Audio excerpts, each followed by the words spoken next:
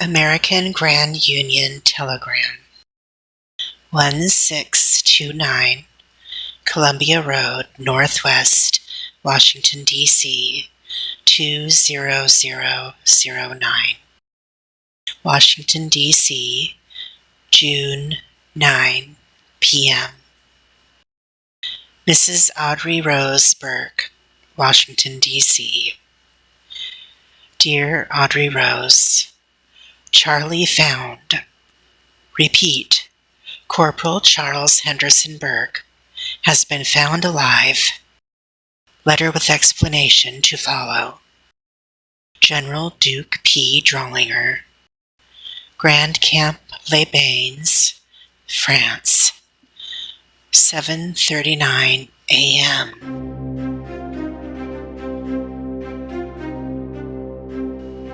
June 12, 1944. Mrs. Audrey Rose Burke, 1629 Columbia Road, Northwest, Washington, D.C., USA. Dear Audrey Rose, you might get my letter at the same time, or even before, you received my telegram. I couldn't wait for the letter to reach you. Regardless of how you hear it, my girl, I'm very happy and relieved to inform you that Corporal Charles Henderson Burke of the Army Rangers 2nd Battalion has been found and is alive. Between you and me, Audrey Rose, I don't mind telling you that he's lucky to be so. Of the 225 men who landed at Pointe du Hoc on the morning of June 6, 77 of his comrades were killed and 125 were wounded by the time contact was re-established with them. I'm told he was one of just 90 still standing by the time his company was relieved by reinforcements. Now he was still standing after Pointe du Hoc. But I'll warn you, he may be a little worse for wear when you see him again. The injuries are fairly minor compared to what they could have been. He took a piece of shrapnel in his left thigh, as well as a bullet through his right shoulder. But that was from another adventure entirely, one I'll let him tell you about himself when he can write you again. In the meantime, rest assured that the doctors and our Ruby expect him to make a full recovery. Not soon enough, however, to do the Army any more good. He'll be honorably discharged and coming home to you sooner than expected, and pretty impressively decorated, I might add, for only having spent a couple of days in the field. In all my years as a military man, my Rose, I don't know that I've ever witnessed men facing more impossible odds than our boys faced on June 6th.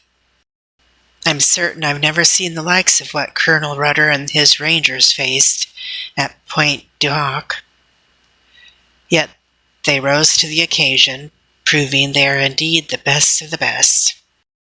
Charlie's mission was vital to the success of the entire day's mission.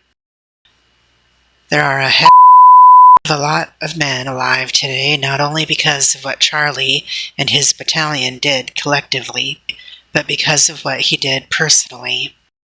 You have every right to be as proud of him as he was of you after Santa Fe. Now, as I know you'll want as many details as I can give you, I've chosen to enclose the letter I received from his commanding officer, Captain Winslow Fairbanks, once contact was re-established with the Rangers. There are few men I know who can give a more thorough account of mission proceedings than Fairbanks. I ordered him to send word the moment he heard anything about Charlie's battalion and their whereabouts. I trust you'll find his account tediously accurate, detailed, and perhaps a bit more sentimental than you might expect from such a man. I'd advise you to hold on to his letter for Charlie's sake. Something tells me it will mean an awful lot to him when he's ready to read it for himself. Rest assured that Charlie's care is in the very best hands. Ruby and I will take turns keeping you abreast of his improvements over the next few months. Until then, I remain your loving and very proud father, General Duke P. Drawlinger.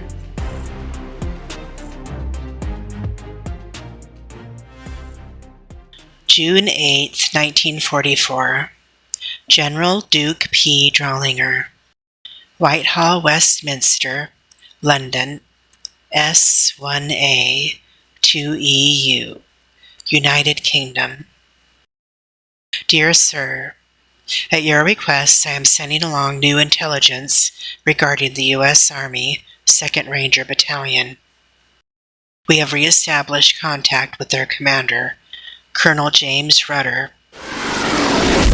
For the past 48 hours, they have been under constant attack from an ever-growing German force at the cliffs of Pointe du Hoc. They have sustained steep casualties and, at their request, are presently being relieved by a fresh squadron. As you are aware, we lost contact with Colonel Rudder at 0700 on June 6th. We failed to detect any signal from him requesting aid at the prearranged time, and therefore presumed the Rangers' mission a failure. Consequently, the 500 additional Rangers reserved as backup, should Rudder succeed, were instead sent to Omaha Beach where, as you know, the situation was dire. We re-established brief contact with the Rangers during the invasion and learned that Rudder and at least some of his Rangers had survived their climb of the cliffs. However, it wasn't until this morning, when one of Rudder's men ran into camp requesting immediate backup, that we learned the entire mission had been a success. As you know, Colonel James Rudder was assigned the vital mission of leading 225 Army Rangers across the English Channel to climb the cliffs at Pointe du Hoc and disassemble 6 of the enemy's 155mm artillery guns.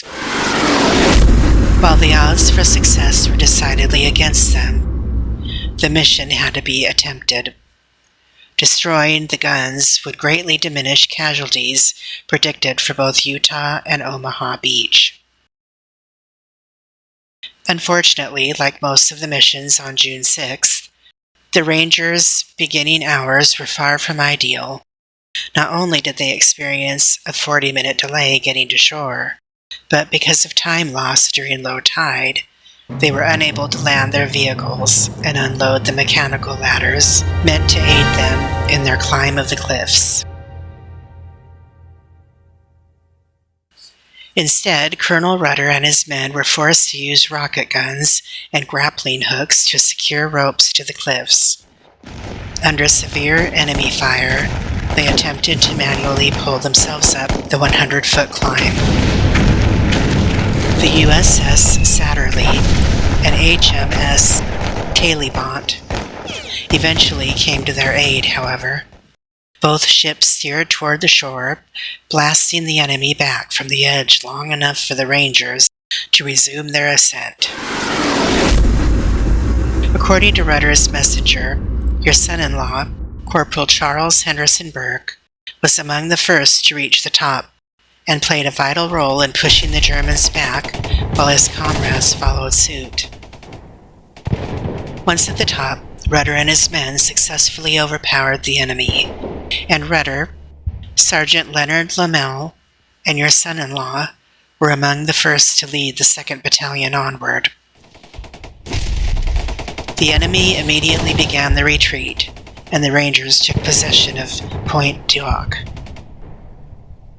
After ascertaining no backup would arrive, Rudder regrouped his Rangers, and they stormed the gun fortifications they were assigned to destroy. They soon realized, however, that the guns they were sent to destroy were telephone poles, rather than the cannons intelligence had been informing us of for months.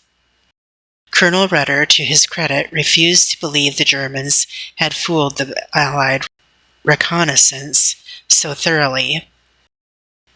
At his command, Burke and Lamel began scouring the cliff tops for any evidence of the weapons. Lamel soon discovered tracks leading away from the bunker, and Rudder and Burke followed. The remaining Rangers held ground at Pointe du Hoc. The tracks led to an orchard where the artillery guns were being hidden. The guns were pointing directly at Utah Beach. As you know, Lieutenant Coda's men and equipment were pouring onto shore far too rapidly at approximately the same time General Teddy Roosevelt Jr. and his men were facing a quagmire on Utah. Rudder suspected a trap. After carefully searching the orchard, however, Corporal Burke convinced Rudder they had time to act and save hundreds of Coda's men by destroying the guns before they could be turned on to Utah Beach. He, Rudder, and Lamel then proceeded to destroy the guns using thermite grenades. They soon returned to the cliffs only to stumble across a German ammunition dump. They and their fellow Rangers promptly destroyed it. All the above occurred before the enemy could reassemble their forces for a counterattack. The Germans received reinforcements in the afternoon, however, and the Rangers soon found themselves surrounded, with their backs to the cliff's edge. According to Rudder's message, they have courageously held their ground during 5 ever-growing onslaughts of German counterattacks since June 6th. As I finish this report, we have just received word that the Rangers continued to maintain possession of Pointe du Hoc until our reinforcements relieved them. Rudder will be leading the 2nd Ranger Battalion back to camp by nightfall. Due to your familial connection with him, I feel it my duty and privilege to inform you that, according to all accounts, Corporal Charles Henderson Burke remains alive and uninjured. He fought exemplarily and demonstrated excellent courage and leadership during extreme difficulty. On a personal note, I hope you'll allow me the liberty of expressing my own high regard for your son-in-law. I knew his father in the Great War. Agent Hank Burke was the bravest man of my acquaintance. When I first met his son during Ranger training, I knew immediately that he was of the same caliber. He is a first-rate soldier and greatly respected comrade. Indeed, had my wife and I been blessed with children, Corporal Burke is the sort of son I'd have felt very proud to call my own. Respectfully, Captain Winslow Fairbanks.